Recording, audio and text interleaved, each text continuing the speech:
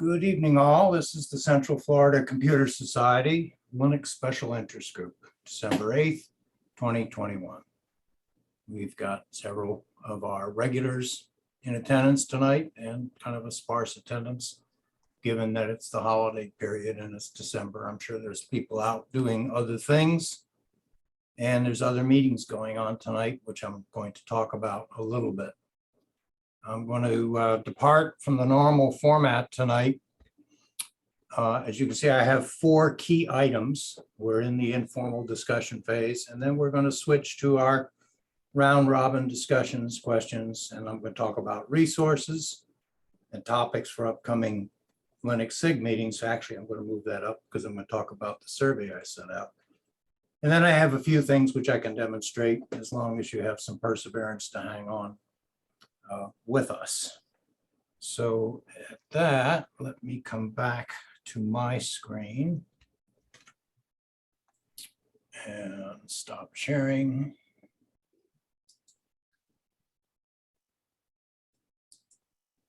Okay, Dick Vogel just joined us. Welcome, Dick. So we've had some communication with the Barksdale, I think it was Barksdale, I'm going to have to, Brookdale. I'll double check because I got the web link. Computer user group in New Jersey. Donna Armitage came across their meeting announcement for this evening. They hold their meeting, their Linux Sig meetings on the second Wednesday of each month at 7 p.m. Eastern time. And she suggested to me about a week and a half ago, would I like to contact them and perhaps suggest a joint meeting, which was a very good idea. And so I attempted for most of the last week and a half to get a hold of them and did not actually get through to them until yesterday, at which time both of us had planned for our regular Wednesday meetings. But each of us said, yeah, that sounds like a great idea, and let's plan for January. So as it stands now, the January meeting will be a combined meeting. Let me share my screen again and go to that. Go to screen 2, share, change the desktop. And let's see.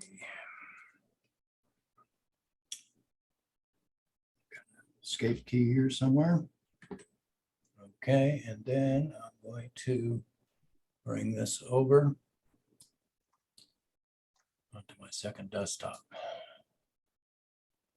And it is, come on, say who you are. I want to say Brookdale. And he doesn't even, it's BC. Oh, yeah, it is, Brookdale. Yeah, they're in New Jersey. They use Meetup to announce their meetings. And I will wait because I don't want it to update. So this is what they're talking about tonight, as we are now talking. They're 2 SIG leaders, co-SIG leaders, Lee Maxwell and Bill Chris.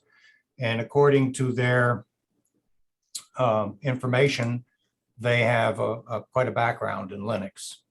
And Lee is stating that they're going to be talking about Linux desktop environments. So tonight, they're going to start with a Linux desktop environment. I'm not sure which one they're going to, Endless OS, I guess. And then each week they're going to show a different, or each month, a different desktop environment. So that's sort of what we've done, except we're doing a whole distro once a quarter. And this thing wants to keep refreshing, so I'm just going to go ahead and close it.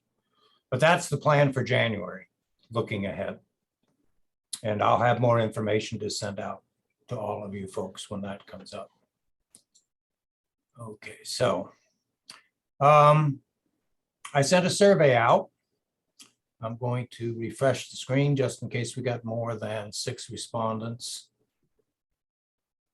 I use SurveyMonkey, which is nice. It's free. And yeah, we got 6 respondents. Actually, we got 5 because I'm one of the 6. I had to test it. So I asked some questions and I said, how satisfied are you with the Linux Sig? Well, that's me. Of course, I would say I've learned everything that I've said. I didn't know it, I probably wouldn't have said it, or I would have asked. So the vast majority of you are saying you're learning a lot and you'd like it to continue. So the 5 who actually responded, besides myself, indicated they'd like to keep doing so. They had the opportunity to say, I'm not happy. They also said they're not happy with the group and you haven't met my needs yet. So I didn't get any of those. So that's positive reinforcement. So that's nice. And what would you like to see in future meetings? So I put down members' presentations because I don't want to do all the talking. But we did get a couple of people that actually said that. Let's have 4 of the 5 who were the others said, sure, let's do that. And one of the respondents, I'll go down to it, said, encourage from attendees 2 presentations, minimum of interest to them, at least 15 minutes each over the year. So that means you regulars, sometime, maybe once every 6 months or so, pick a subject that you'd like to talk about and demonstrate and share your screen. It doesn't have to be a formal presentation. It can be if you like working with a presentation manager, but it lets you get in and do stuff. The other thing that I'm learning too in working with Donna over the last couple of weeks is we've tried a number of remote control sessions where I've used both TeamViewer and I've also used Zoom's one-on-one remote control, which is pretty good. Now, the big advantage of seeing somebody else's screen is really providing the oral instruction and having that person do it. So I'm going to practice that tonight if Donna joins us. She wants to talk about screenshots, how to capture screenshots. And so my last email to her was, if you're going to join us tonight, we'll let you share your screen and then I'll talk you through setting up screenshots rather than me demonstrating it on my computer. And we'll see how that works if we have the opportunity to do that. Otherwise, I'll demonstrate it. Let's see what else we talked about. Periodic demonstrations of distros. We got a pretty good response to that. Lots of interest in utilities to do different things. One of the things I like about Linux is I don't have to use utilities as much as I do in Windows, but still there's some nice utilities out there and we'll try to see if we can find neat stuff to demonstrate. And although I've talked about it and we've done some terminal work, we haven't really done a focused session on using the terminal. APCUG has had some excellent Wednesday workshops on using the terminal. So when I get to a certain point and we actually decide we're going to talk about using the terminal, I'm probably going to send out a survey again and say, okay, what are some of the things you're finding that in your distribution that you use on a regular basis, you just can't do things with the graphical user interface? And then I'll see if I can't find the terminal commands that would be appropriate for doing something like that. Let's see what else we have here. So comments, essentially the attendees. One says, I'm not a Linux user, but do play a little with it, enjoy learning more about it, and have learned. So that's good.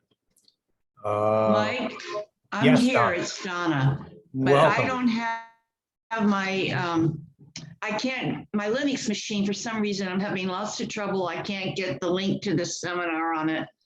I don't know why. I've sent the email to the email address. Nothing's working, but I tried to get into the other meeting, and because it's Google Groups and I'm using an Apple iPad, I'm not getting into that either, even with the Zoom link. So for right now, I'm in your class, but I'm on Ken's Windows machine, which won't help you install the screenshot. Okay. Then I will demonstrate. You know. I'll demonstrate. Okay. Yeah, I'll demonstrate it and it'll be recorded. Okay. But I did Perfect. say Thank earlier, you. I got in touch with BCUG and we're going to have a joint meeting in January.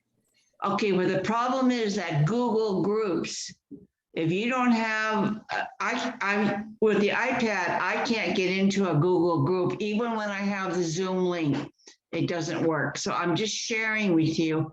It's really difficult. Plus, they don't record, to my knowledge.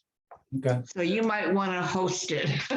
Well, I'll check and see exactly what Okay. it's doing, because the first thing I'll say is I'm unaware of Google Groups doing any kind of screen sharing at Well, all. it's called a meetup. They use Oh, meetup. Meetup? Yeah, Yeah, but and that's I not a, can't make it work with the iPad at all. Even with the Zoom link doesn't work.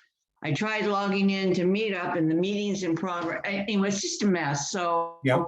that's gonna have to be worked out before the joint. So maybe you want to host it where it's recorded, and I'll be quiet. Meetup. thank you for your recommendation, but given that it's going to be the first one, I'm going to let them do it, and we'll see if we can't all get in. But what I will do is try to practice it ahead of time. I'll join Meetup and I'll try to set it up, and I've got multiple computers here, so I can try different things. Years ago, Chicago, one of our groups used Meetup. Didn't have a lot of success with it, but for getting the information out, yes. I don't know what they may have done as far as the link goes, but I have one group in the Chicago area that I'd say most of the time he sends out the invitation with the link as text, not as a live link. And when you do that, the person receiving it has to know to highlight it to do a copy, and then you got to paste it into the browser URL and hit enter.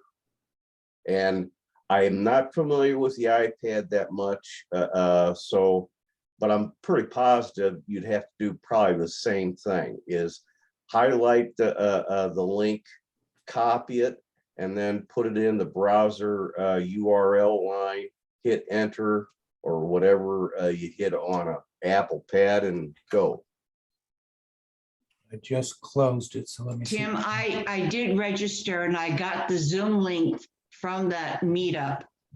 And I sent myself an email with that Zoom link. And what I'm telling you is in my iPad, the Zoom link doesn't work. And I don't know why, because I have Zoom work for everything else, but not Google Meetup. So there's something funny, and maybe it doesn't like the iPad. I don't know. Let's be careful about some of the verbiage you just did. Meetup is like a social media gathering place, so that people who are interested in some topic can join other people in having kind of like a meeting. But there is Google Meet. Google Meet is very similar to Google Hangouts and Google Voice, where you can do group type meetings kind of in the same vein as Zoom, but it is a Google product. And I don't know if Apple is blocking that or not. And if you look at your screen that I'm sharing, Donna, it looks like you got in, because it shows you as an attendee. So just something that's not 100%. So we'll get that worked out. Now, I'm not going to click attend online. I could right now. I'm not sure how that would work with Zoom running and me clicking attend online. This whole thing would probably go. Right. I had a reservation. I got the Zoom link from the reservation, but I couldn't get into the meeting. Okay. And so anyway, enough on that topic. Go ahead and move on. Okay. All right. So let me minimize that. So we are now here we are. Okay. So what I said I was going to do is, after getting your comments in the survey, is I'm going to let you guys talk. And instead of preparing a formal, I've got some things to talk about when it's my turn to talk. So I'm going to set myself to be last. So let's start with Tim. Besides preparing for Chicago's winter weather, which looks like it's going to be mild, what are you doing? What have you done with Linux, and what are you doing with Linux over the last 30 days since last we met? Well, I haven't done a heck of a lot other than keeping up with the updates, in part because I have been sick, and at the same time too, I had something else in mind to do that needs to be done, and I haven't even been able to touch that. So I haven't gotten a whole lot done. I can't focus and concentrate on some of my normal stuff. Otherwise, I would have probably been doing a lot more, but I was lucky to get done what I did. Are you using Linux as your prime operating system on your everyday computer? Only in a sense. I use a Chromebook heavily as a daily one, which is based on Linux. As far as the other Linuxes that I have, they're both learning tools and secondary systems, along with Windows. It's even a secondary system. And a trinary system is some old Macs that I have. Okay. Yeah, I agree with you. I mean, Chrome and the Chromium project basically is a version or distro. Well, it's just a case where I got into Chrome within a year of them coming out with it. I still have laying around here collecting dust some Acer C710s. The funny thing is, I recently, while I was sick anyhow, and it broke into one of them, and I must not have remembered something, because most Chromebooks, they have soldered in components anymore. And the C710, it uses SODIMM sockets, so you can go up to 8 gigs on the darn thing, which I didn't remember. You can also pull out the solid state 16 gigabyte SSD and replace it with any standard 2.5 inch SSD or spinning hard drive. And if you go to look up Gallium OS, it's based on Ubuntu with a XFCE desktop, and a lot of models of Chromebook that are out of date. You're not getting any more Chrome OS updates. You can get a kind of like a patch to the OS, repurpose them, and then install the Gallium OS, which is designed for the Chromebooks and Chrome boxes, and use it like a regular Linux laptop. In my case, of course, the C710 is a 11.6 inch screen. They're only HD quality, so it's not the greatest thing in the world, but it would work perfectly fine. I have an old Windows Stream HP laptop that came with Windows. It was a dog. I changed that to Linux a year and a half, 2 years ago. And it works a lot better than it did with 10. That's for darn sure.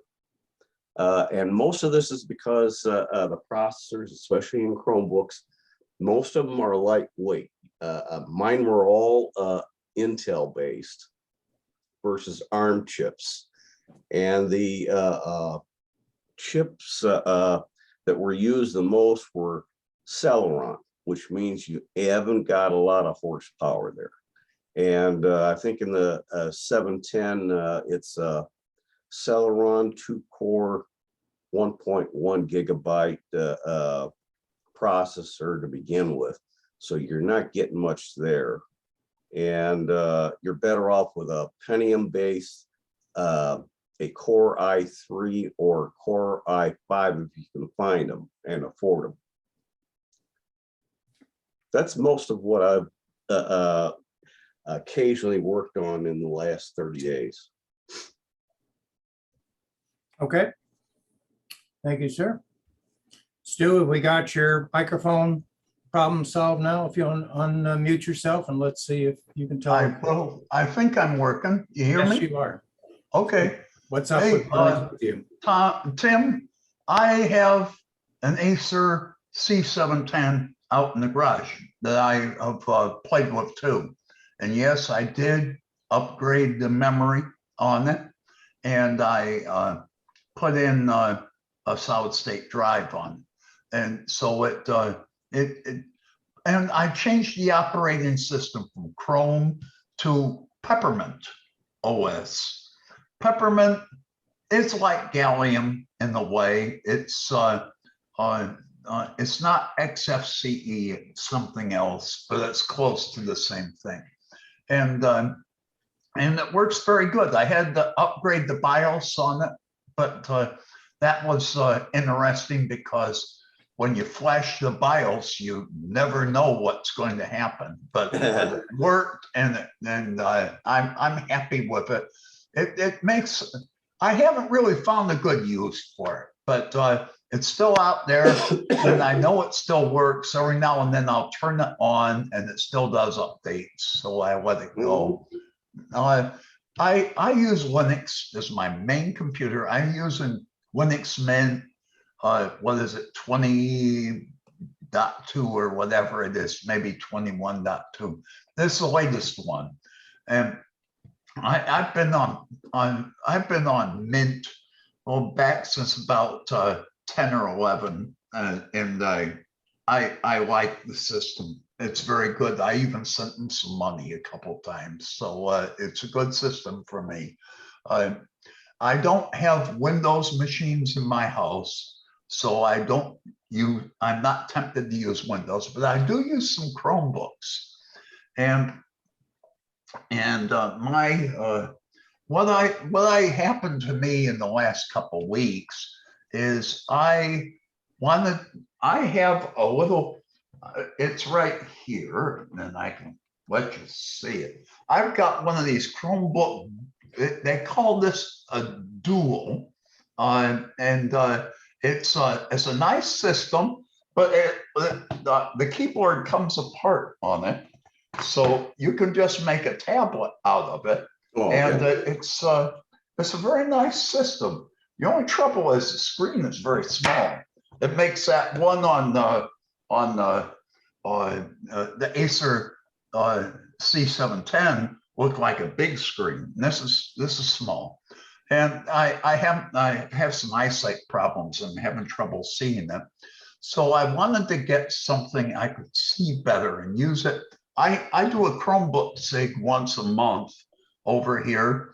And one time we had like 40 people in our club using Chromebooks. Wow. But that number is way down. It might be down in the single digits right now. I've tried to stay up to date with Chrome, but it's a strange system, but I like it.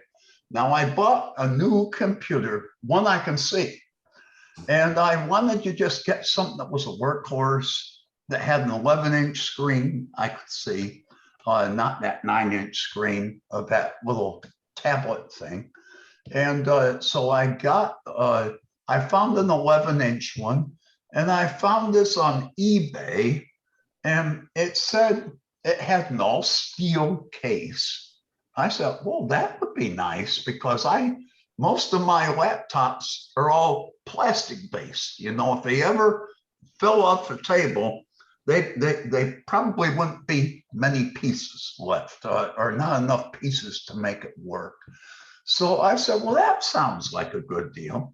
And this thing cost $130. And I said, wow, 130 bucks, as that was brand new.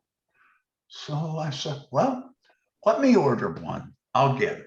So I sent in the order, and next week I got the thing, and I found out it really isn't a Chromebook. It's almost a Chromebook. It was built and it was sold by Neverware. And if you remember, if you've worked on any of this, Tim or Mike or anybody that's played with Chromebooks, there was this company called Neverware that came out with something called Cloud Ready. And they tried to sell this to school systems that had a lot of Windows computers that were out of date. And they licensed them the same way Google licensed school systems, like where they can manage what you can do with the computer and so on. But and they always offered a system where the home user, it was free. They actually encouraged you to use this. Well, somewhere along the line, about a year ago, Neverware and Cloud Ready were bought by Google. So now they're owned by Google. Obviously, this computer had to have been designed and sold before the split up before that Google owned Neverware. And right now, even on their website, Neverware's website, it's awfully hard to find information. But I'm finding this Neverware almost Chromebook is not truly a Chromebook because it's got different keys on the keyboard. It looks more like a Windows or a regular PC. It's got the function keys along the top instead of those special keys, for doing separate tasks. But there are some keystroke things. You can make it do some of the other things, but everything's just a little different. But, I was a little disappointed with this, but I love the quality of it. My goodness, it came very nice. It's got excellent quality. And it's not all that heavy. Battery is good for like 8 hours, not bad. It's got an older processor in it, but that's okay. And it's got four gigs of RAM. So I can do some of the newer things with it you can't do with the older Chromebooks. So that's where I played a lot of my time. The Linux just works for me. I use it every day. It's my workhorse. I use most of the out of the box Mint things, Mint utilities, and I love them. I've learned to like them.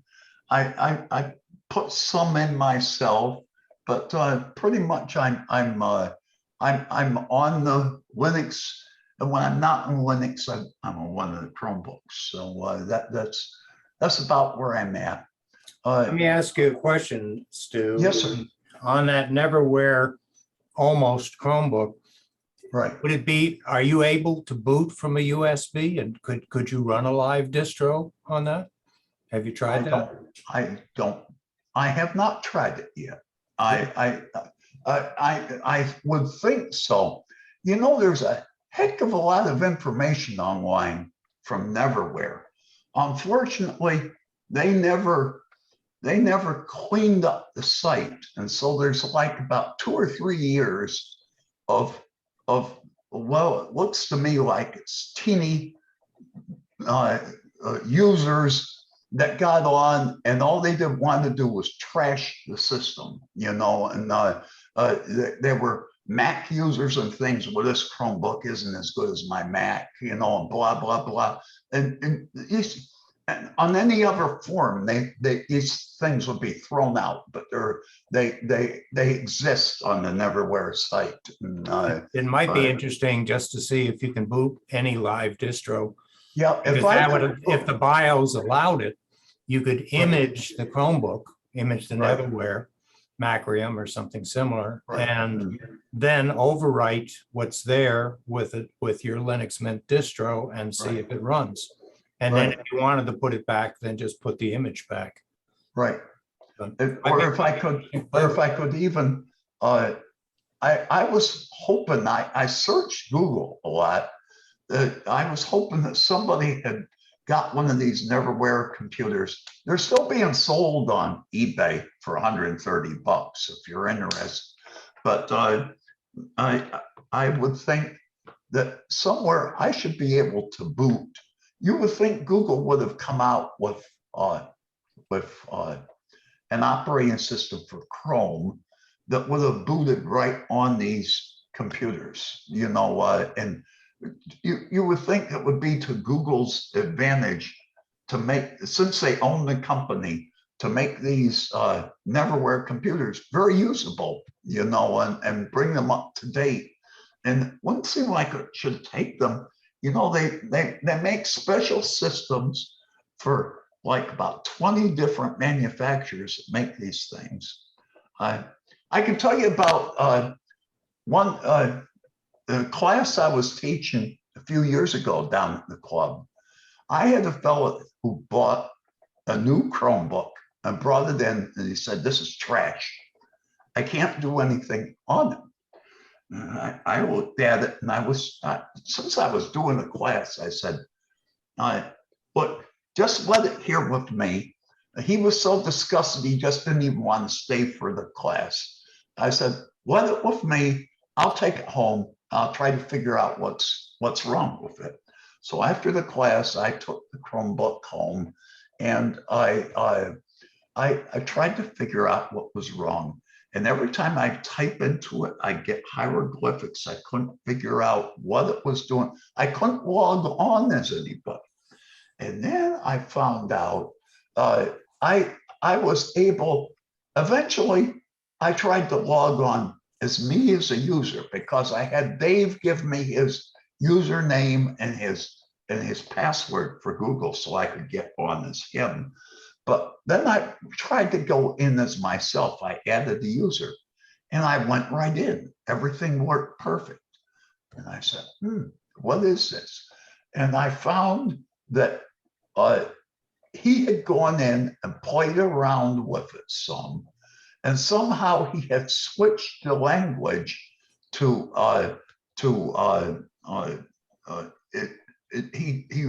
he had his location as Israel, and he had his language as Jewish language, and that language actually types right to left, and no wonder I was having all these issues. I was having things, I'd type on the screen and I'd see the thing go the wrong direction.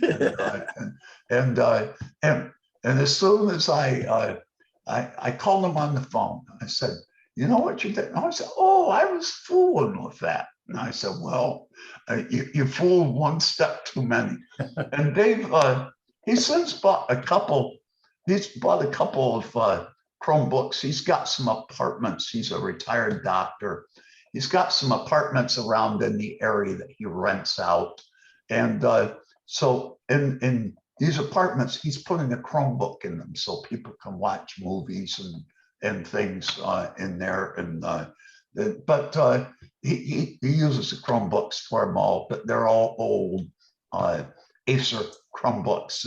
They're the heavy ones, and they're ones you never want to pull the power plug out of the wall because the battery probably has 20 minutes of life in it.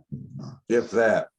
Well, That's I'll have to tell Huey we talked about Chromebooks tonight, so that okay. Well, we're doing. Hey, Huey has been a friend for a long time.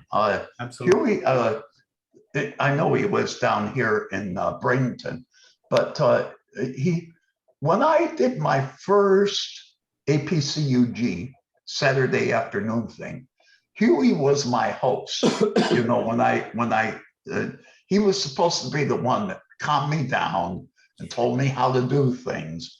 And I got to be friends with Huey after this. And he said, well, one thing, he lived in Clearwater at one point in time, and he belonged to the club here locally, even before I joined. And I've been around the club for like 35 years, but it was before that Huey was around. And he says, oh, I live over in Central Florida. And then the next time I saw Huey, he had moved to Bradenton, and he told me about how he still did the Windows group for you folks over there. And I had Huey come up to our Chromebook Sig, or it's not a Sig. Yeah, I guess it was. It was a Chromebook Sig that we had once a month at the club. And I said, well, Huey, if you'll come up, I'll buy you lunch. Well, Huey came up and I bought him lunch. And then Huey came back 2 weeks later or 3 weeks later. I think he wanted a second lunch, but that was okay. I enjoyed his company. And now I follow him on that Tech for Senior.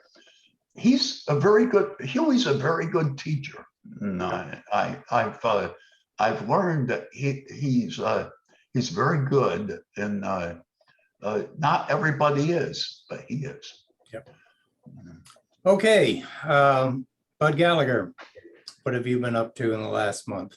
Not too much. I did play around a bit with the Pop OS. I decided I was going to install it on a virtual machine with VBox, and quickly discovered that it was impossible to install on VBox because you could never see the whole screen, and you'd get the parts of the installation process where the button you needed to click wasn't displaying, and you couldn't scroll the screen anywhere to get to the click here to continue button. So eventually I gave up on it and installed it on VMware. And so I did, I guess I just finished it yesterday, the day before. I haven't been back to play with it yet, but I did eventually get the Pop OS to install with it. But I was quite surprised that the VBox wouldn't let me actually install it because it wouldn't display the full screen that was being displayed as part of the installation process. And regardless of what I tried and what I did, there was no way it was going to work. So I could click the buttons to continue. But VMware did do it, and I did get it installed. Haven't played with it yet, but other than that, haven't done anything exciting with Linux. What do you use for your main computers? My main computer, I have 4 computers that I got going all the time. 3 of them are Windows 10, and the other one is Mint that I use. So about 25% of the time I actually am in Linux, but primarily just browsing with it. I don't really run any applications with it. Occasionally I'll fire up LibreOffice and do something in LibreOffice in it. But other than that, it's probably the only other Linux application I use, except for browsers. Yeah. Okay. Yeah, I've still got Pop OS on the club's computer, which we may jump into a little bit later. Although I'll probably jump into Mint on my other one so that we can do this screen capture that Donna would like us to look at. So we'll get to that, Donna. Hang in there. I see Dick Vogel with us. Have you dabbled in Linux at all, or are you just eavesdropping tonight on mute? There you go. I have Mint installed on an old Dell laptop that I have, and I've got it so it's dual boot, so I can either boot to Linux or to Windows. And I have not fooled with it for the longest time, but I'm anxious to have you continue with the Linux group. Now for tonight, after Donna was talking about having trouble with the iPad, I dug out my iPad and I had no trouble at all using the Gmail app on the iPad, and the link that you provided. I had no trouble at all getting the iPad to get into the meeting. So I don't know what her problem is, but I didn't share it.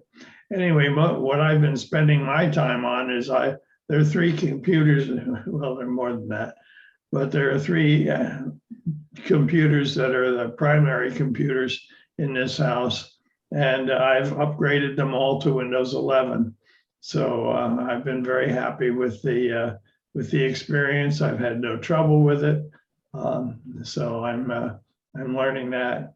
I also, following the example of Ray Brown, I got my Fitbit Sense, Oh, and so I'm trying that out. My wife had gotten one and fell in love with it, so I decided I ought to keep up with her instead of my 6-year-old Fitbit Charge, original Charge, not Charge 2 or 3, just Fitbit Charge. And so that's kind of where I've been spending my time. Sorry, but not spending it on Linux. well, the whole premise of our group anyway is that, hey, Linux can be as simple as you want it to be. And when Windows maintains the complexity of prior Windows systems and adds even more with Windows 11 and its limitations for some computers, unless you do the workarounds, Linux seems to be pretty straightforward. And other than a few eccentricities, if all you want to do is boot up, in my case with my Dell notebook, I just close the screen, it goes to sleep. I open the screen, I'm back up just like a Chromebook. And I just use it to browse, even to play a web-based game that I've been playing for years. And the only time I really start to think about, well, what are some of the things that I can do with it that are different, is when I start thinking about this group. So were we not having this Linux Sig, I would have Linux on my standalone notebook, had been dual booted, but now it's just a single running Linux Mint. And the club's notebook, which is a Lenovo, has been through the dual boot like you described, Dick.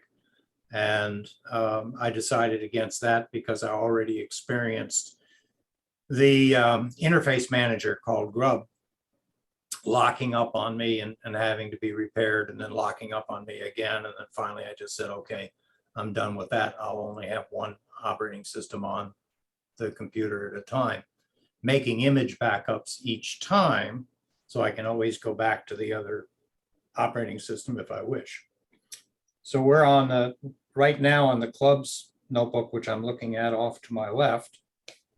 I'm looking at Pop OS, and I'll probably jump into that here in a little bit just to talk about one of the limitations I noticed.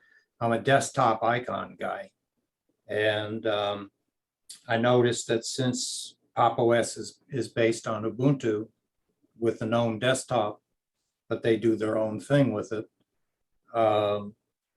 they don't easily show shortcut icons. And there is an add-in called Gnome Tweaks, which I haven't even tried, but we might try together tonight if we wish to do that. So we'll take a look at that. Ken and/or Donna, it's actually your turn if you would like to say a few words before. This is Donna. Okay. Ken's laptop, the screen won't turn on. That was Linux. It was his old Toshiba. And I think it bit the dust because the screen won't turn on. And back to what Dick was asking, I'm talking about that meetup, that Google meetup that I register and I get the Zoom link. And so I copy that Zoom link. And then when the time of the meeting comes, I click on it and I just sit in the waiting room. I'm never admitted. So something is very strange. And I'll have to write to them to figure out what to do. So right now we're on a Windows computer. In the kitchen. Did you join Meetup, or did you just try to get in? Yes, I have a password and the whole okay. thing. Okay. So I did all that. That's how I got the Zoom link once I registered. Okay. And I thought, well, I'll put an earpiece in and listen to that and have Ken watch this and try to do two at once. But anyway, it's not working with however I was planning to do it. So for me, I'm going to have to write to them All right, I don't plus know what it we'll, is. we'll give it a try before we actually do the join. You know, I think I'll, it'd be a I'll good play with it idea. and probably call you and we'll see if we can't get you in to something Okay. that we do on Meetup. All right, sounds good. All right. All right, I'm going to share my screen again and talk about a couple of the things that I was going to talk about. First of all, I'm on a Windows computer. It just, at the moment, my main computer remains Windows. I've learned to use multiple desktops, and so it's just what I'm doing. So let's see if I can find the Linux user group. Okay. One of the things that was called to my attention, I think it was Donna that sent this to me, maybe, or I picked it up. I don't remember if you sent it to me or I picked it up from MeWe, Donna. But Linux Mint is 20.3 is coming. And they're talking about a surprise new app. So they're saying, to start with, they are going to have the Mate or Mat, XFCE and Cinnamon. So that's pretty much standard. And they're saying the version for XFCE and Cinnamon is going to remain the same. But Mate is going to have a new release, and they're going to have some changes to that. Flatpak is a repository for software, and they are updating that. Sometimes it's easier to get your software from Flatpak.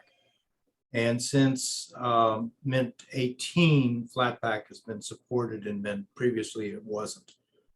So there are sometimes software distributions that Flatpak is the way to go to get it, even though it uses more memory in order to do it. They're saying that the native Mint apps will have dark mode support. So they'll look like this screen. They'll be dark instead of white. They're supposedly also displayed better, they say properly, in low resolutions. Okay. The calendar applet has been approved, and the sticky notes, and I'm not sure what Hyontix having a search facility will be. Does the calendar only appear in French? Yeah, I see. Well, this looks like it's Spanish, isn't it? Oh, is it Spanish? Well, no, I guess Marty, yeah, Marty, maybe, I don't know. November, December, yeah. Vendredadi, December, yeah. Except, That looks like French to me. yeah, I guess it is French. Yeah, I guess it's the French guy who wrote the article. A new app called Thingy. And they don't know what it is or what it does or how it looks. Well, why not create a surprise and create something called Thingy? It's still based on Ubuntu, the latest version. It has the stable Linux kernel, which I would hope they would do. And they're saying larger title bars in Mint, Cinnamon. And hey, we can have rounded corners too, just like Windows 11. So there's a rounded corner for you in your file manager. They're getting away from the greenish tint to a gray tint, and a native dark mode. So we'll look at it. It'll be when it finally comes out and is stable and all the rest of that. It says it arrives Christmas. So maybe in January, I'll put it back on the club's notebook because I'm not that enamored of Pop OS. Sorry, Sean, I know you just joined us on that, but at least I wanted to mention that this had come in. So since I'm talking about Pop OS, let me come out of sharing here and do my magic over on the other computer. And I will share my screen on this one, assuming that I can get to it. Where did you go? There you are. Exit minimize video and share screen.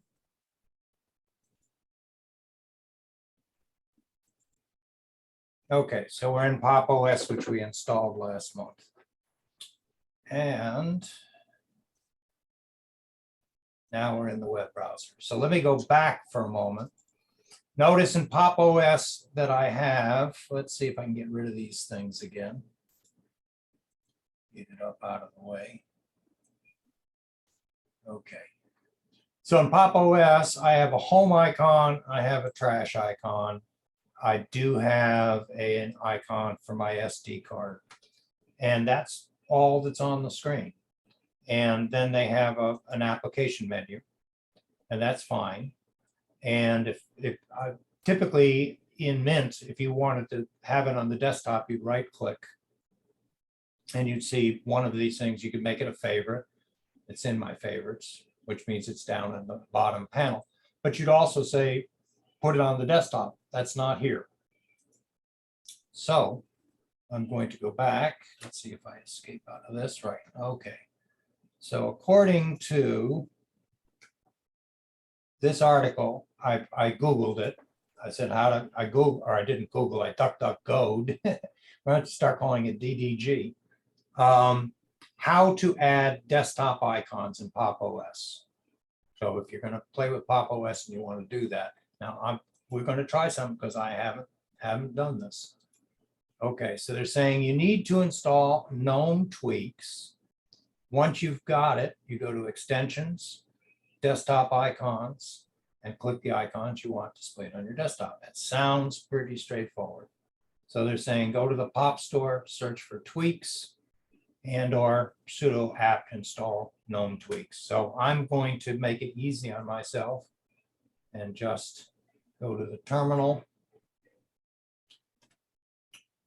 Copy that. Myself, so I said. Mike, I've used Google or tweaks before, Gnome tweaks, and it's very easy to use. I've never had any trouble. Good.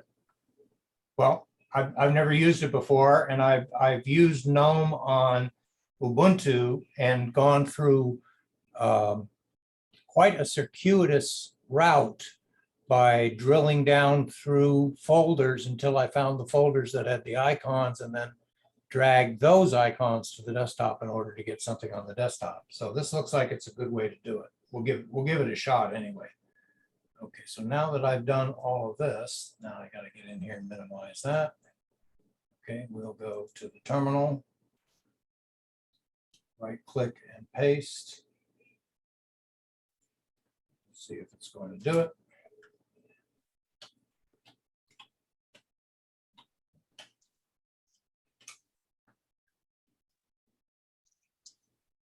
Do I want to continue? Yep, might as well. Okay, seems pretty straightforward, pretty quick. Okay, I'm going to close the terminal. I want to see if it's installed it. Yes, there she be. There's the tweaks. Let's see, what would I like to put on the desktop? Let's put the Brave browser on the desktop. General. Here it's icons. Well, this is just, okay, this is just saying what the icons are going to look like. Okay, fonts, keyboard, mouse, startup applications, title bar, window, title bar, windows. Well, all right, I don't see that. How about icons? No. Okay, so what they said would be here. All right, wait a minute. They said go to extensions, if I remember Oh, right. extensions. All right, here we go. Desktop icons. Adds icons to desktop. There we go. All right, it's turned on. Let's see what we're going to do. Configure desktop icon. Do right click in the desktop and choose the last item, desktop icon settings. Okay, right click in the desktop. Desktop icon settings. There we go. Okay. All right.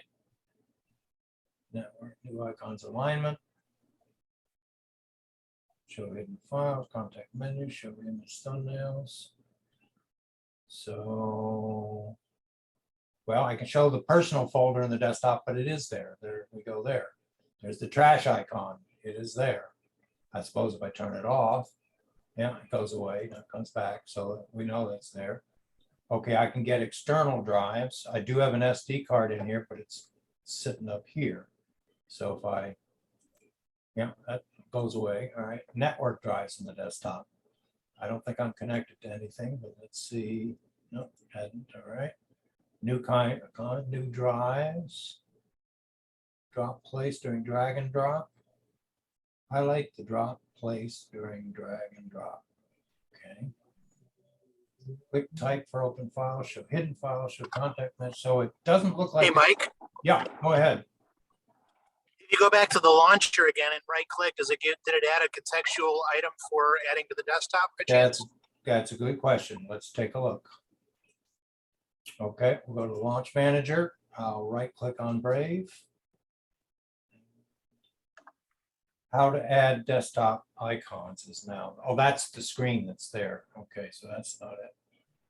Let's try Firefox. Move from favorite, show details. No.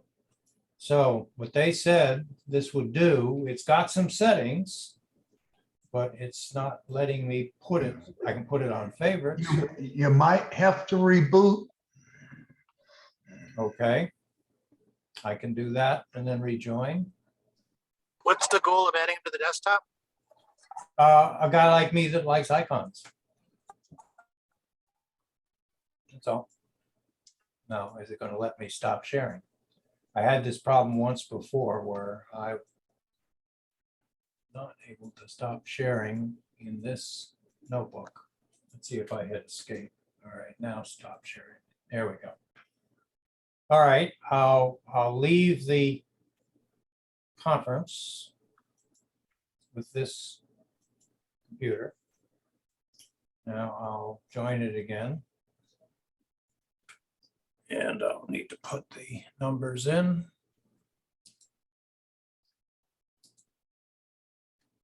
Okay, 876. Oh, I need to reboot. You're right. Let's reboot.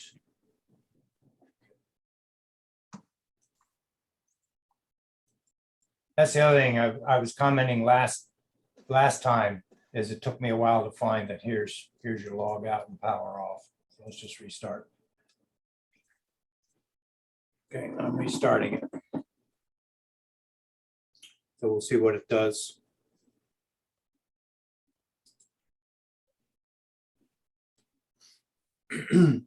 So while we're waiting for that and for me to rejoin it, since you've joined us, Sean, we've all gone around, talked about what we've done with our computers this last month, Linux-wise. So why don't you enlighten us? What have you been doing with yours? Was that for me? Yep. I have, the only Linux I've been involved with is the Synology. So, but I haven't really, other than helping you, I haven't really done anything with the, with regards to Linux. Why don't you just give us a very short encapsulated, simple definition of zero tier and what that enabled us to do? Okay.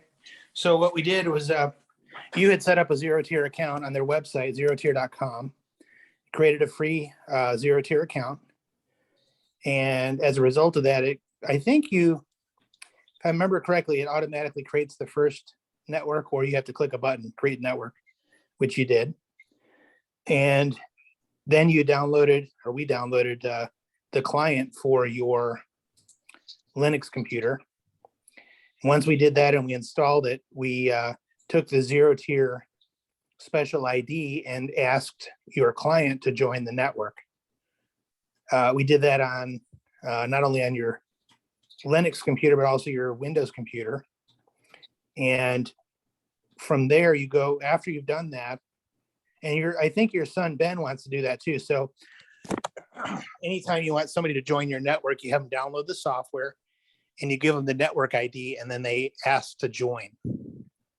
And then they just wait. And in your case, you just waited until you went on to the zero tier dashboard and went into your network, and you can see the computers or clients that have requested to join, and you have the option of, letting them, check the checkbox and allow them to connect.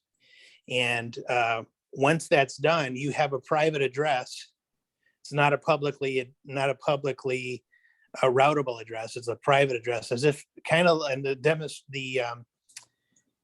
the example I gave to you, Mike, is it's like having another router, but it's a software-based router. So it's like plugging devices into a router, and then those devices are able to talk to one another. But in the case of the software defined, they don't have to be in the same place. They, like, for instance, your son is in somewhere in the Midwest, and if he joins your network and you allow it, he can then see he can then communicate with your computers internally and do things that are things that you would want to do on a local network. For instance, file sharing or speed tests, for programs that are running on one of your servers. So we also did that with your Synology. On the Synology, it was a little trickier, and it wasn't super hard. It was just, we had to install a Docker container, or a Docker, we installed Docker, and then we installed a container. That's how Docker works. It's these encapsulated little programs. And on the Zero Tier site, it tells you what to type in how to go about installing it through a terminal. So we just copied and pasted the commands into the terminal, and within between 5 and 10 minutes, we had it up and running. Pretty neat thing, especially if you have family across the country or across town, even, or I guess even next door. You could create a Zero Tier network, and then you're able to communicate. You're able to share data with them. An example that I think I gave in one of the other groups is I configured a computer for my dad in Illinois. It was a Macintosh in this case. And I turned on the backups on my Synology. And his computer, he has a local backup, but his computer also backs up with something called Time Machine, which is a native program on Mac OS that allows for you to back up all of your files either to a hard drive or to a network drive. And it typically is supposed to be a network drive that it can be found as if it was, it doesn't use a typical IP address. It uses something called Zero Configuration Networking, or MDNS. And as a result of Zero Tier being on there, Zero Tier allows for that broadcast over the Zero Tier network. So it looks like it's on the computer has no idea that it's backing up to a computer in Florida.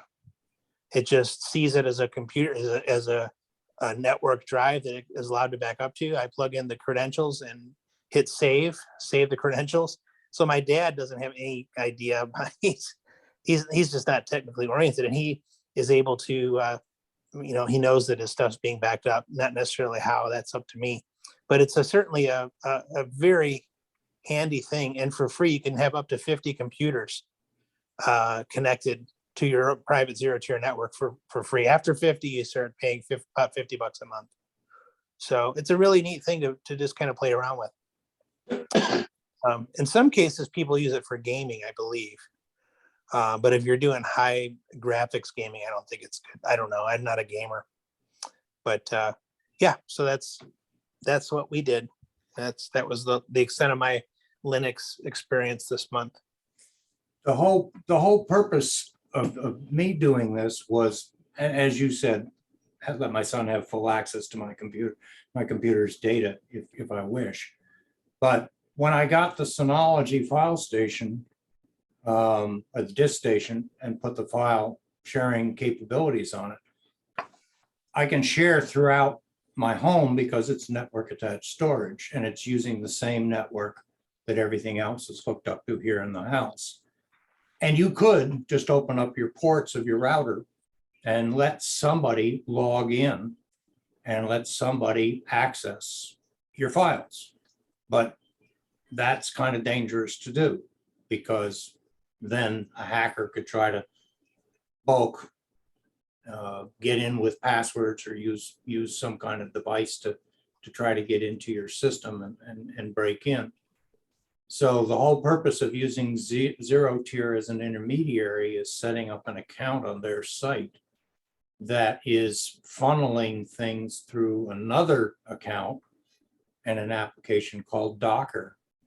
And by that obfuscation, I guess is the term I would use, is it makes it exceedingly difficult for somebody to hack into your system. And likewise, once it's set up, it makes it extremely easy for the person at the other end to just click on his file manager and there's this network attached storage device that looks like it's on his computer, but my son's in Omaha and I'm here in Florida. And so if he wants to get to, some files, whether it's the will or the trust or, my Quicken data to put into his Quicken or something along those lines, or even family pictures, we can put his folder and make it easy for him to get in and share pictures. So So- my, Go ahead. this is a home networking system without having to come up with all those different ports on the Linux machine and It is or the IP address on essentially, Linux and the it's IP address on Windows and down and make the guess. yeah, it's an extension of using a network attached storage in your home. I don't know, Sean, do you know if Zero Tier works on just a standard network attached storage device? It would have to have the ability to run apps, I would think. Yeah, that does. If you go to the Zero Tier website and you click on download, it'll give you a pop-up that says you need to create a network first. You can just dismiss that. But then on the download, there's a series of icons across the top. One of them is NAS, or network attached storage. If you click on that, it jumps down it's just a placeholder. It jumps down the page and it shows you all of the devices that are NAS devices that Zero Tier works on. So I know it works. I know for a fact that it works on, because I've installed it on Synology and also QNAP, but there's others as well, I believe. So Donna, you told me you have a very large network attached storage device that you really haven't set up for your home network. So I just have an external hard drive that's 8 terabit and we still haven't got it set up. I thought maybe this was a quick way to just install this and we could put all our computers together. But anyway, sounds like it's more involved. well, It is. yeah, it is more involved, but once it's set up, it treats it just like any other drive that's on your network. The beauty of Zero Tier is it's for an instance where you would need somebody to be either yourself or somebody else to be able to connect to devices somewhere else. So for instance, if you say you have a computer that you leave on at home and you travel and you have a laptop, you can have the Zero Tier software installed on the computer at home and on the computer on your laptop. So and your computer at home obviously is always on the network, on the internet rather. And when you're with your laptop, you can go and connect to a Wi-Fi at a hotel or a relative's home or whatever. And then you could access that computer at home by simply clicking a button. And when I say access, like file sharing or, say you need to remote control into that computer with some remote control software, that would all work without ever having to open any ports on your standard router, because you've got Zero Tier installed as a piece of software that makes it act like it's a local router, but it's in essence, it's on the internet. And it's all encrypted as well. They talk about that on the website.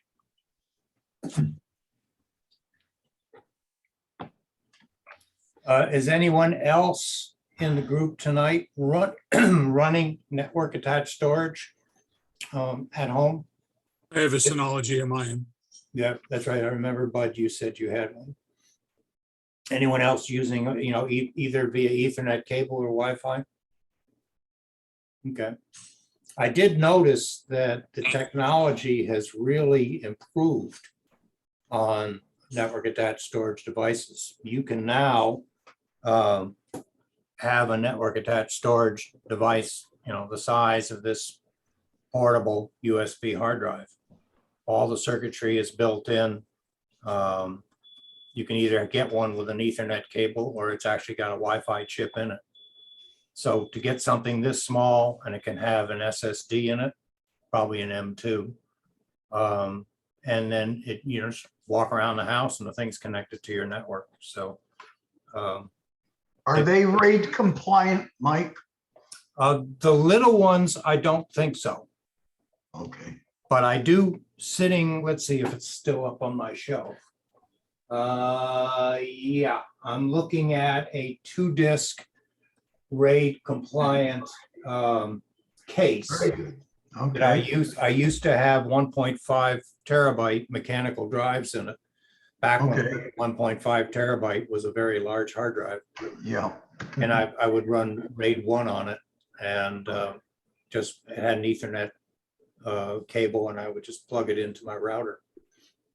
I've been using a Western Digital My Cloud network attached storage for several years. And within the last few months, I got a note from Western Digital that I'm going to have to replace it because of its vintage and the hardware that's on it. It is no longer up to the security that they're implementing. So in January, they said they'll be offering me a discount on getting a new Western Digital My Cloud device to replace this one. It says you can still use it, but you really need to keep it off the internet to have the full security. Well, I will make a comment about that. I have a good friend, used to be a co-worker before I retired. And he called me and he said, Mike, I've got a Western Digital My Cloud and I can't access my files. And he said, I've contacted tech support. Tech support says I need to open it up, take out the hard drive and physically attach it to a USB cable or a USB dock, or plug it into my computer in the SATA port. And he didn't want to go through all of that. So that's on my list of tasks to do sometime between now and after Christmas. He's going to run it by, and I've got a USB dock, which has SATA connectors. So just a heads up, they are failing as well. So, Everything on my iCloud is backed up elsewhere. Well, with the Western Digital My Cloud, the only time you have to worry about it is if you are trying to attach to it remotely outside of your home. That's where the security issue comes in. If you're using it only in your home as a local device to your computers, there should be absolutely no issue. Yeah, and that's what they say in the future. You can continue to use it, but you'll have to just use it at home.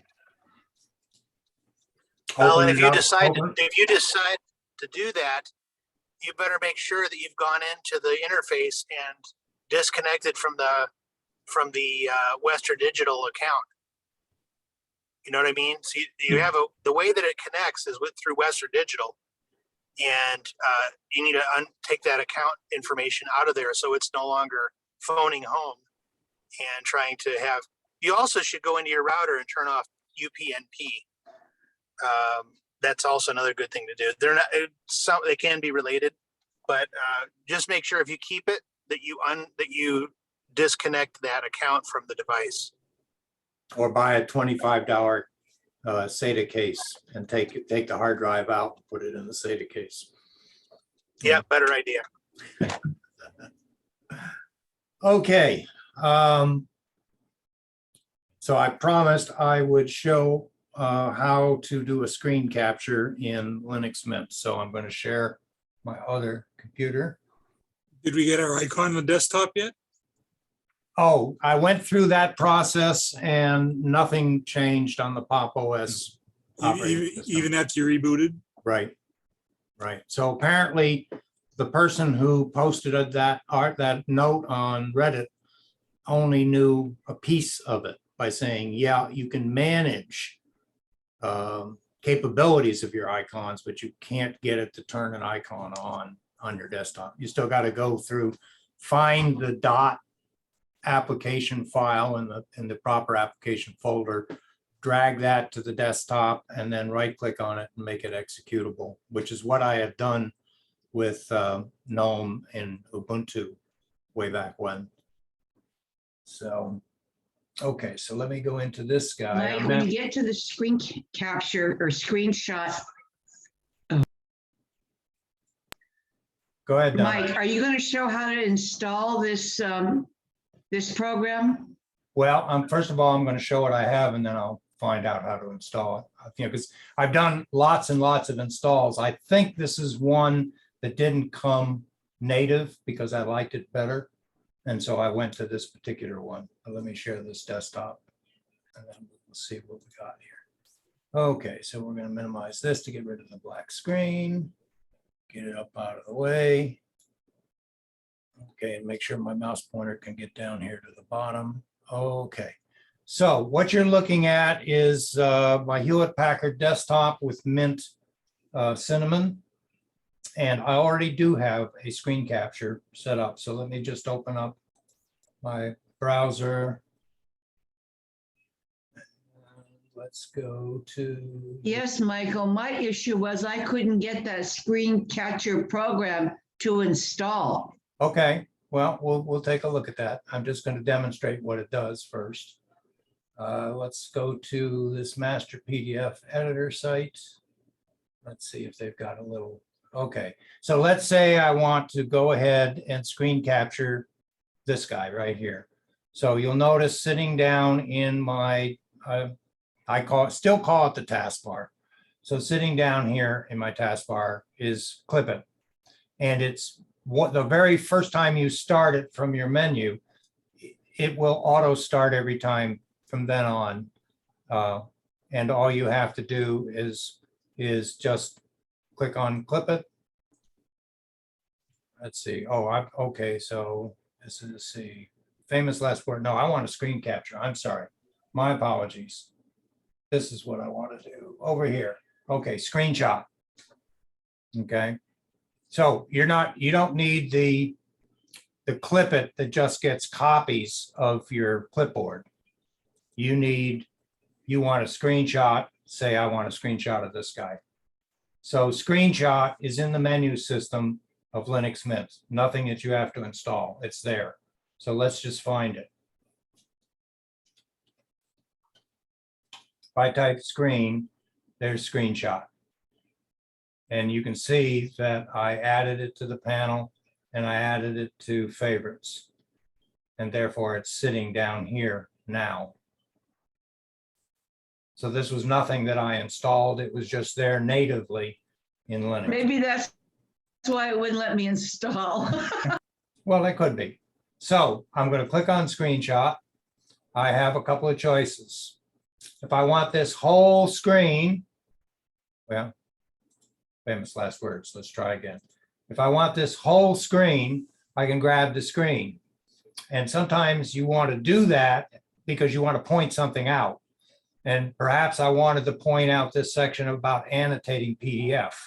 So then I would say, let's get the whole screen. Let's include the pointer so you can see the pointer is sitting down there. And I don't want the screenshot dialog to show up at the same time. So let's have about 5 seconds and then say take screenshot. All right, now I'm gonna move the pointer down here and say, okay, this is what I'm interested in annotating PDF. Okay, 5 seconds. And let's just put it into pictures. And then let's go to pictures. And here is the picture we just caught. And notice that the pointer is sitting down here and I got the whole screen. Okay, let's try it again. This time all I want are the computer monitors. So again, I'm going to go to screenshot. I'm going to select the area that I want to grab. The grab after delay now is grayed out. It won't delay anything. I'm going to say take a screenshot, and now I get a pointer, crosshairs, and I'm going to say, all right, this is what I would like to capture. Okay, I want that image. Again, save it. Go to my pictures. Oh, I did the wrong thing. Go to my pictures. Last words. pictures, there's the screenshot, double click, and there's my screenshot. So again, it's not, there are other screenshot apps available generally across all the distros and all the software stores. And many of them have many more features than just this basic one. For example, once I've gotten that screenshot, suppose I want to put text over the top, and maybe I want to put a red square around this section. So you would want a screen capture program that has editing capabilities. So that's what you would start to look for. So just for kicks, let's see if we can, let me get this down here. Let's close this. Let's look at the software store. Is there some way you can split per article, not just one page? You'll need to clarify a little bit more what your question is. Okay, if you had 3 pages of an online website of information and you didn't want to screenshot just the page on your computer, you wanted the entire article. How would you do that if it's 3 pages on the computer, each page separately? Or can No. you do the entire article? No, I would use Evernote. This is Yeah. something Huey Poplock talks about and has given presentations on.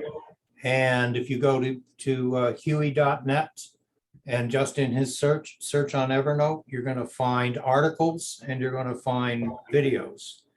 And he'll describe the whole Evernote system. It's a means of capturing multiple pages, storing them in databases, being able to index them, being able to recall them, being able to print them out. Very, very comprehensive. Hey, Mike, I use that same take screenshot program that you're using, but to answer her question, I hit print and I print to a PDF. Yeah. And when I print to a PDF, I get several pages, just like what she's talking about. I think she means scrolling. Yeah, it will print the whole page all the way to the bottom in the PDF that's saved. So if you hit print and then don't print it, save it as a PDF because it's an option that's on the screen. You can save it as a PDF. Okay. It'll work. I mean, it's not as elegant as your way, but it will work. Well, I do see Evernote is not in the initial software manager. I'm just going to look and see if it's in Synaptics.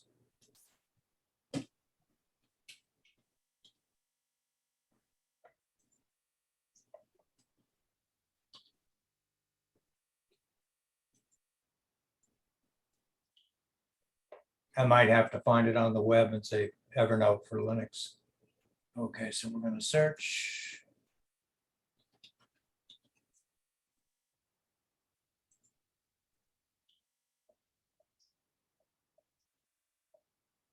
Nope. Well, here's an open source Evernote client. Let's see. Nixnote client for Evernote service allows synchronization, editing of notes from your local system. No. Okay. Similar. Well, I like the idea of the PDF. That would solve what I was trying to do. Yeah, So you can try that's simple. printing to PDF and seeing if that works. Yep. If I take a picture, well, let's see, I guess I got to do it in Brave with more than one page. So let's just see here. So again, we'll go to where I was. So you're saying essentially, if I wanted to capture everything that's here and be able to scroll down through the whole thing, if I say screenshot. No. Go to print. Oh, just straight print. Ah. Yeah, up at the top.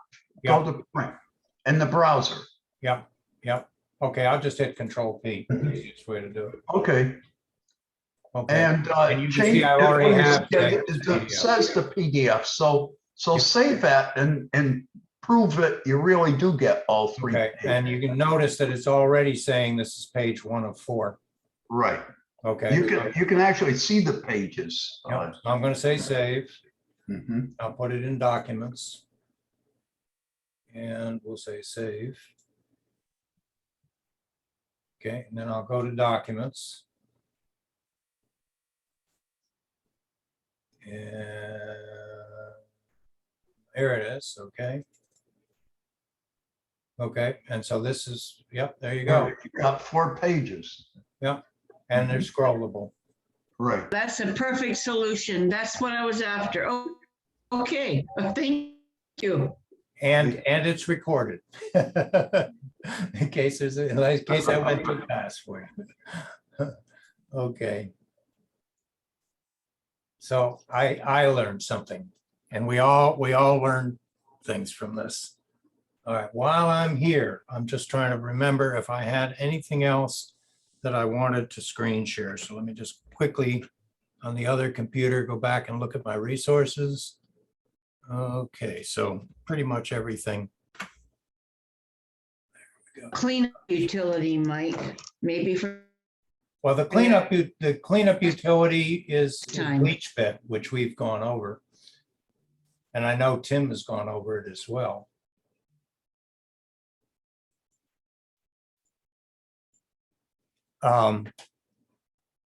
Very much like CCleaner, bleach bit will go through. And you also have a terminal command, which is sudo apt auto remove, which will get rid of old packages that are no longer needed. But Well, in do you BleachBit, recall our presentation on BleachBit? Donna? Yes, but there are so many things there to choose from. That was what I wasn't sure what I was clearing. Does that make any sense? okay, There's so many involved things on what to, the clear. very top of the left column, it's APT. And if you put a check mark in that first line, it selects everything in the subcategory, and it will automatically do sudo apt auto remove and other things like that. Okay, so I'm starting BleachBit.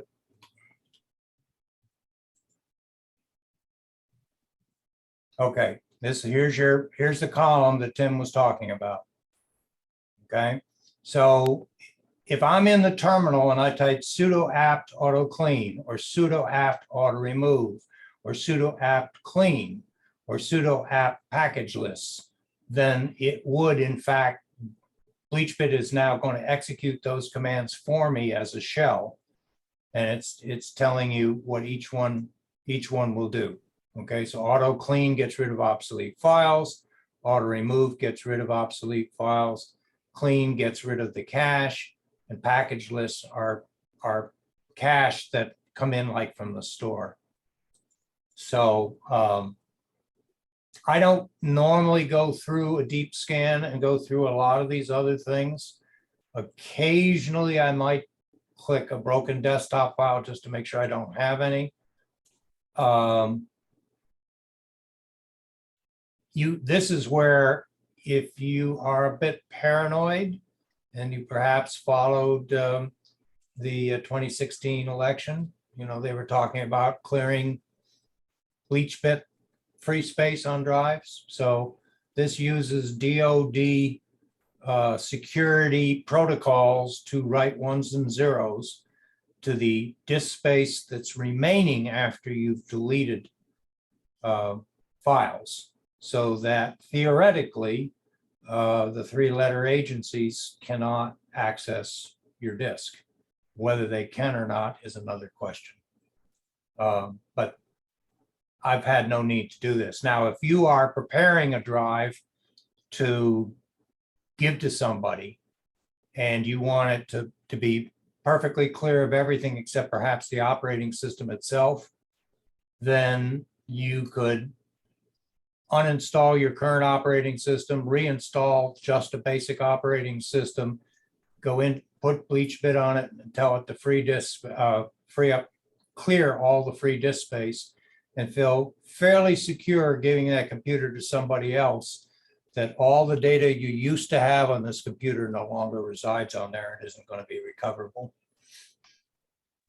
You So can that's- also use Duke Nukem too. Yes, that'll Which really, is, and let it run like they say 17 times or 31 times, but let it, just turn it on, let it run overnight. No, you'll wipe it.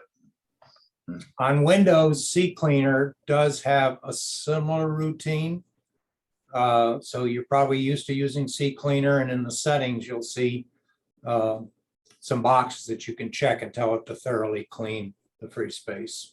Yeah, that's under advanced option tab down at the bottom. Okay. Okay, so we got that guy done. Okay, so come out at him, go back to me. I'm learning to use additional desktops. Okay. We never get to this section of our meeting, so, or if we do, we only get to the first page. So I will say next week, there is an APCUG workshop, and John Kennedy and Orv, last name, sorry, Orv, if you're watching the video, have taken input from a number of us that there are some unique installation methods that are not commonly used. Now, we did try a few of those in this SIG as we went on, probably in the July, August, and September meetings. But they're going to go ahead and they're going to have a whole session on software installation and removal. So if you would like to sit in on that next Wednesday, they are re-registering everybody in the APCUG Linux workshops. I asked Judy, because she's always saying, don't re-register, don't re-register. And this time she said, yes, re-register. She's clearing out her database.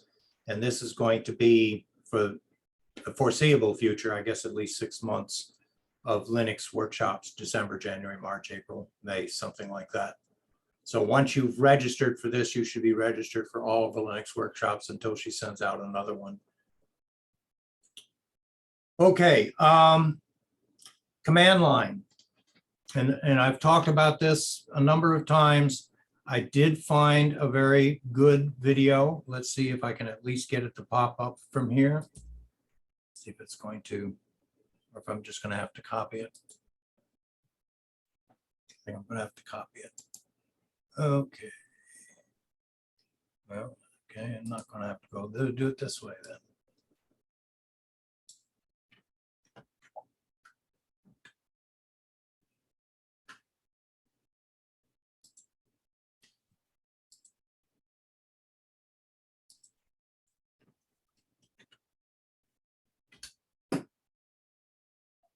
Hey everyone, this is Nick, and today we're going to talk about the command line.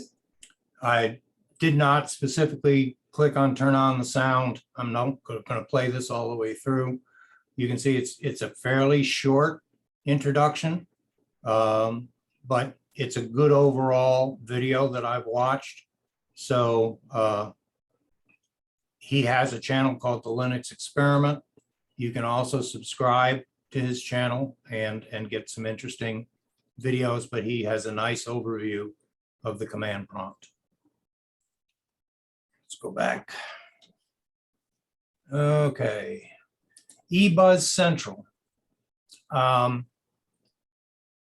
You'll see that I recommend MeWe and their Linux group.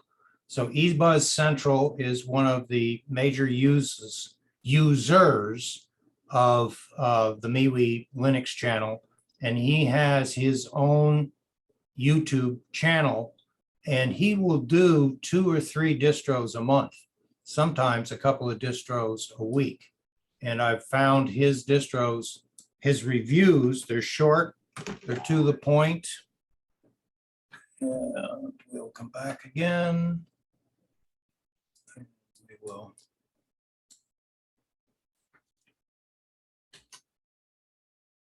Hey everyone, this is Nick, and today we're going to Yeah, I got the wrong one.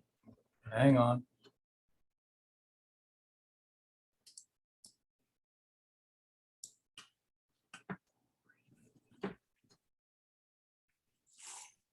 Hope it doesn't come up with the VG at the end. It is. All right. Why are you doing that to me? I think you got the URL the same for both of them. Oh, did I paste the wrong one in? Let's see. Oh, I did. Shame on me. Okay, so I'll go to eBuzz Central. I sure did.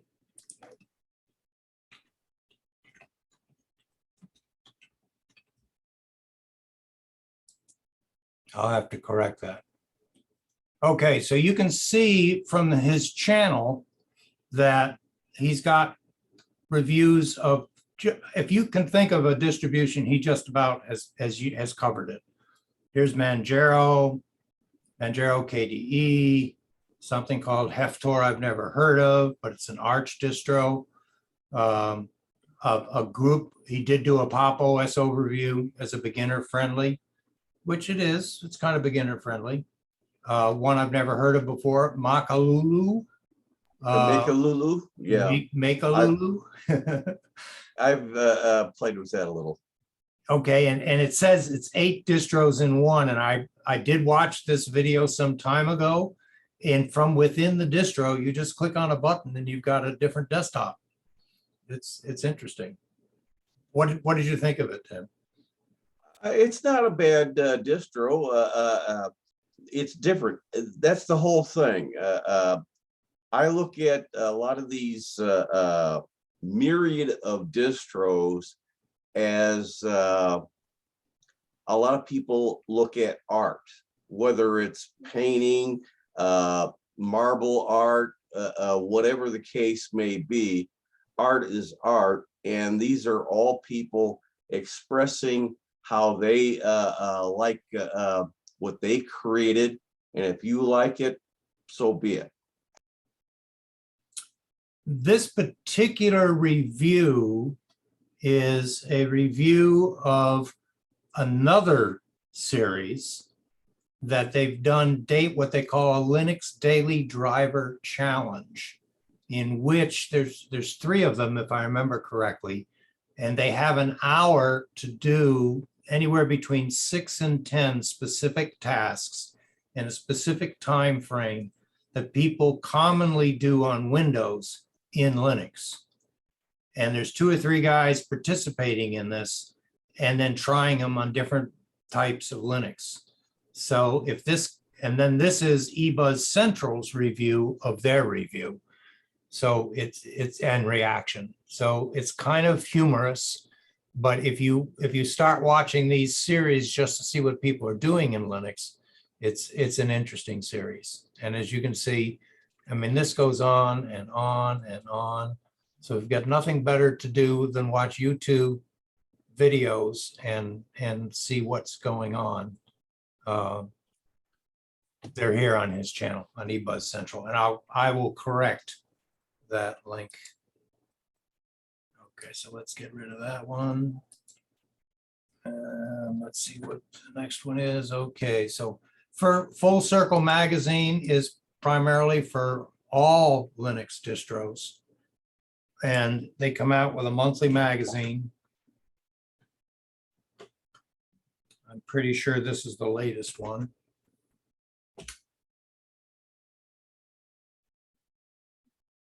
November 15th. No, I'm behind. So I'm a month behind. So it's probably 236.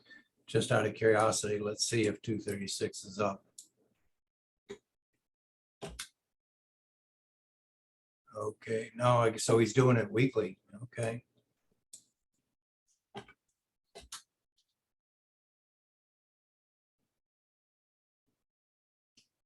Yeah, that's what he's doing. So let's skip 2 weeks. Oops, okay, no, I guess he's at 38. So you can sign up for this and you can listen to his podcast if you have a podcast manager for your phone or your iPad, or if you just want to read, then you can see what he's going to cover.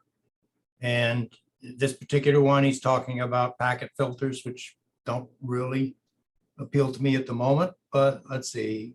Pure OS has a brand new version, some new desktop engines. Germany, I had seen this particular article elsewhere, but the German government plans essentially to get rid of Windows and go 100% Linux and LibreOffice in all of their departments and offices, which I'm sure is a major blow to Microsoft to lose that. But when you think about it, they're probably going to get an open source. They're not going to pay anything for it. All they got to do is pay their consultants to install it. And then they're going to use LibreOffice, and that's also going to be free for them. So that's quite a savings at the governmental release. So interesting things to take a look at on a periodic basis. If you will recall, we reviewed Clonezilla as one of our image backup programs. So they've got an article on it. And they've got a new installer for Arch Linux. So interesting stuff, just generally to see from them. Okay, Linux Uprising, I think I've got that already on here anyway. Let's see here. Yep. Okay, so this is a blog, very much like what we were looking at with Full Circle as a news magazine. And he covers, you know, he's got news, he's got applications, he's got tutorials, he's got tweaks, he's got different themes you can download, he's got console commands that you can take a look at. And you can see, for example, he's talking how to run optimized versions of virtual machines with QuickMU, which I've never tried. So it's another way, I guess, to do a virtual machine. We've looked at Ventoy and in the past, and John Kennedy talked about Ventoy. And I have sitting over here in my collection of USB keys, a 64 gigabyte key, and I have Ventoy on it.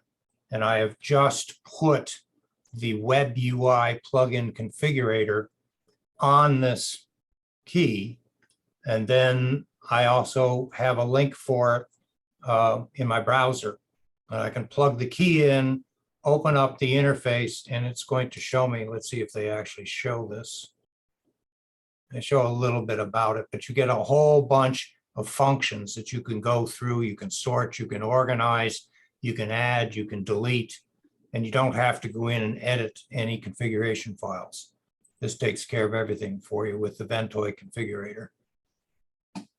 If that's something that interests people, we could take a look at it in the future. But I found this on Linux Uprising. System information tool, hard info. Okay, we have looked at hard info at least once in the past, giving us information on our system. So apparently he's got a nice tutorial in here on how to actually set it up and install it. So it's just a good site to bookmark and take a look at on a regular basis. Looks like they've got a nice image editor available. Let's see what else we got. Sticky notes. Okay, so, and these sticky notes sync with Evernote. How about that? That kind of is an interesting link in. So if you've got sticky notes all over your screen and they're not organized, and you have installed Evernote, then there's a way to tie them together and get them into the Evernote database. So that's something. I may just pass that on to Huey, although he's not that into Linux, but that's something interesting. And for the Raspberry Pi folks, there's some information on upgrading their operating system. Okay, let's see what else we got on here.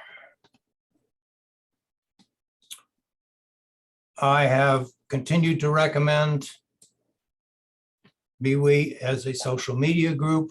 Let's see if I can get to it from this version of my browser without going to my other one that's got everything there.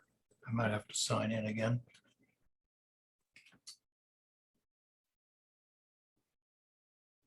Okay, so MeWe is a essentially a free and open clone of Facebook with privacy, no ads.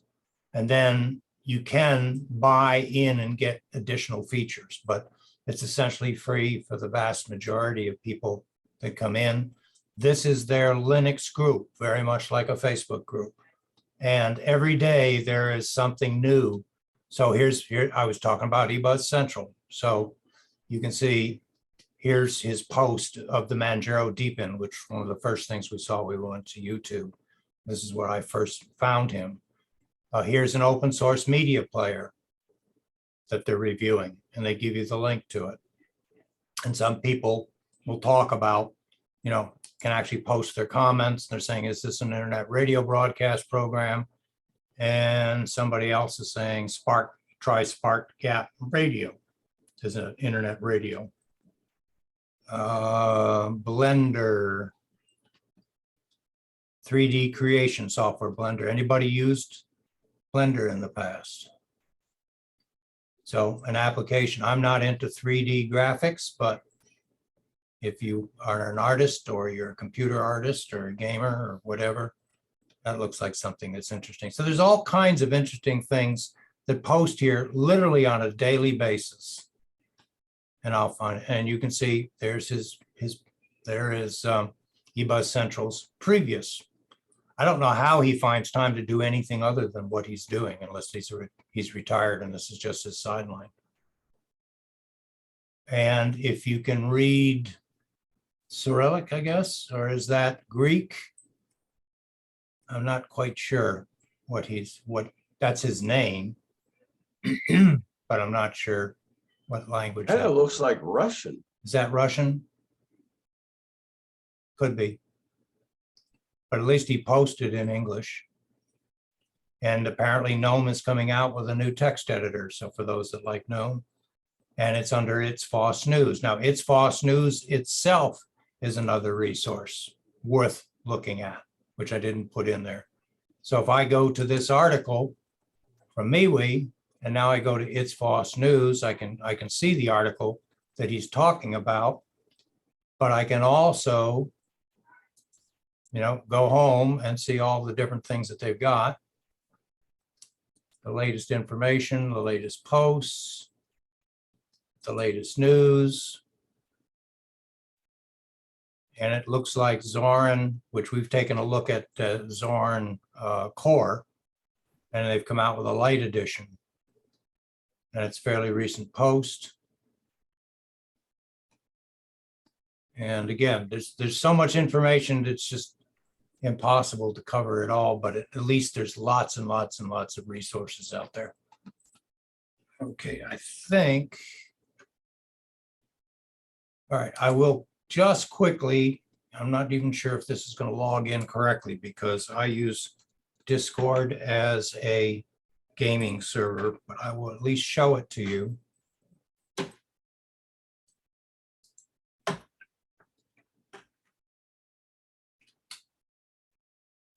Okay, so everybody remember computer bulletin boards?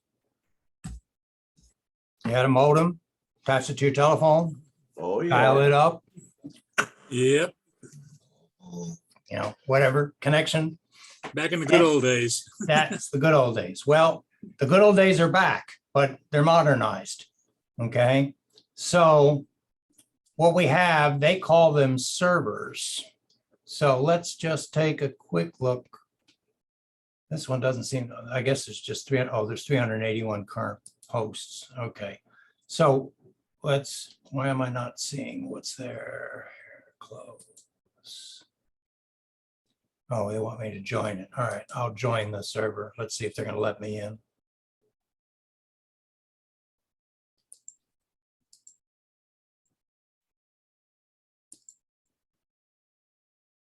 Come on. Okay, so it didn't kick me out. All right, so apparently I'm going to have to log in. The concept behind a Discord server, though, is it's essentially a computer bulletin board. And on the left, you've got a menu and it's got all kinds of subjects. And then each subject people will comment on, and they can post pictures and they can post articles, and there's a files section, and you can upload and you can download files and share information. So I'm not sure why. Let's see if it actually closed it. Let me just see if I can reopen close tab. It didn't like that and it kicked me out.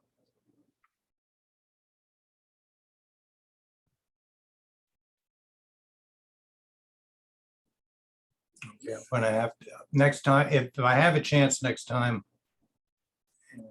I'll go back. Let me see if I can go back one level and pick a different server to log into. Let's see here.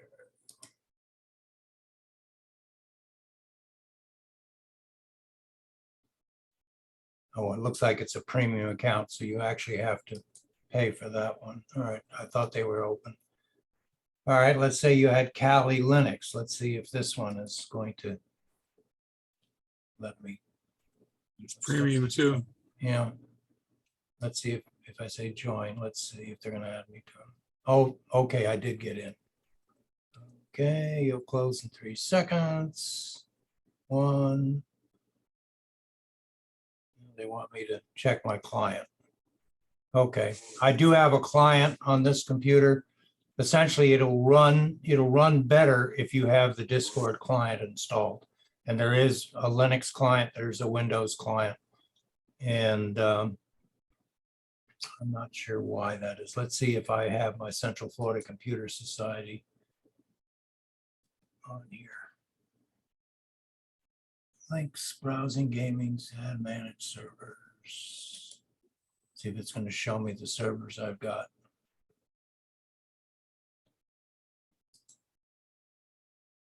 I'm authorizing it. He said they're going to buy me a nice seafood dinner, huh? It's trying to get in.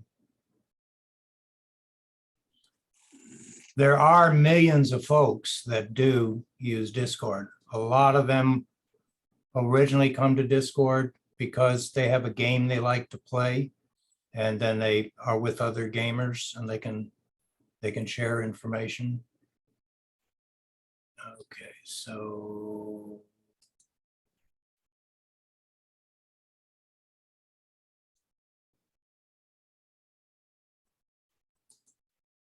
okay, so here, for example, and I know that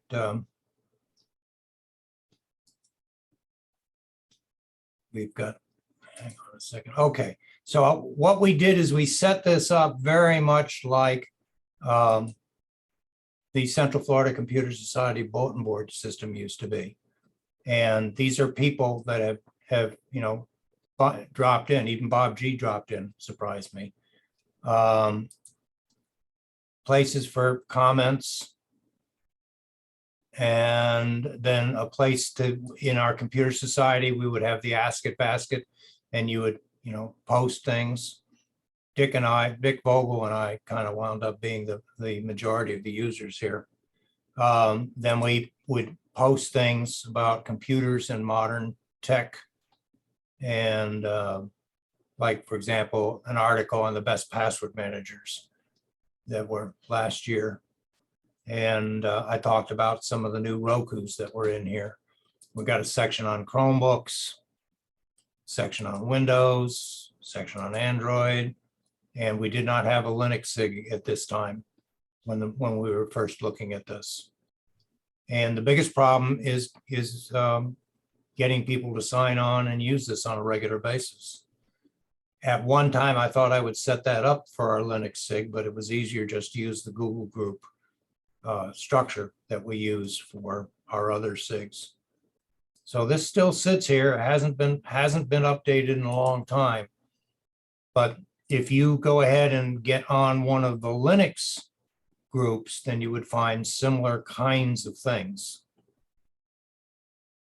And for example, here's our meeting notes from a year and a half ago of our tech sig. And that got posted. Okay, so I'll close that.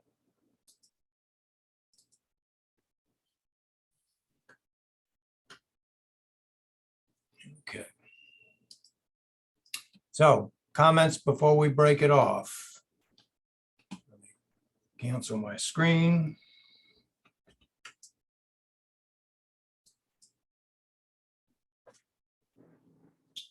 So next month, we're going to try and go with a joint meeting with BCUG. And I've asked them to send me their agenda when they put it together. And also, I'm sure I'll have the same kind of link that you saw today when we were looking at it for everybody to click and join. And then be able to get into their meetings. So what I may do is set up something for us to test and make sure that we can get in and just set a time to put a meeting up and let you all just go in and look at it and see if you have any problems getting in. And maybe if it works out, then we'll alternate. And Tim, something for you to consider is whether or not you'd like to be the third group in this group. And whether they would like to change their meeting dates if they're hard over on the Wednesday. So the biggest problem we have is with CCS Linux Sig is it's opposite our Tech Sig here on the fourth Tuesday. So our fourth Tuesday? Yeah, Tuesday. Yeah, that means the next Linux meeting for the Chicago group is January 25th. It's like, from my point of view, a hell of a long way off. Well, I keep getting into commitments, and I drive a sport car. I'll admit to it. It's a Corvette. In my early days of my youth, I had one, and I finally could afford one again, and I bought one. And they want me to be their webmaster, so I will be setting their website up over the next 90 days. Just something casual for me to do, keep me busy. Any final comments? No. Okay, thank you all for being here. Merry Christmas to all. Merry Happy Christmas. holidays. Thank you. Merry Christmas to all. Happy New Year, Yep. and we will see Okay. you next year. See you in January. Okay.